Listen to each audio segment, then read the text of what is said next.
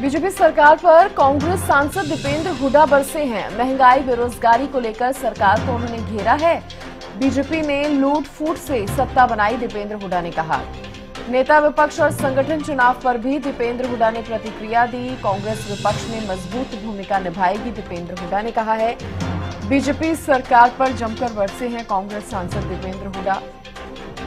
गोहाना में मौजूद थे जब मीडिया से बातचीत हुई। इस दौरान उन्होंने बीजेपी पर निशाना साधा और कहा तमाम बातें बीजेपी को लेकर कहते नजर आए। कांग्रेस विपक्ष में मजबूत भूमिका निभाएगी। देखिए, कांग्रेस की मजबूती का भी उन्होंने दावा कर दिया। बड़ी खबर आपको बता रहे हैं, कांग्रेस सांसद हैं दीपेंद्र हुड्डा। जहां उन्होंने कहा कि बीजेपी ने लूट फूट से सरकार बनाई, तो वहीं नेता विपक्ष और संगठन चुनाव पर भी अपनी प्रतिक्रिया दी। कांग्रेस विपक्ष में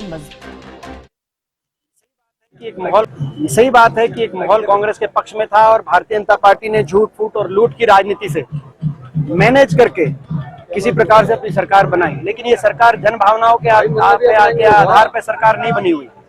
देश का कोई एक भी exit poll, opinion poll Bhajpa की सरकार नहीं दिखा रहा था। ये झूठ फूट और लूट की राजनीति के आधार पर शाम दाम दंड भेद से मैनेज की हुई ये सरकार है।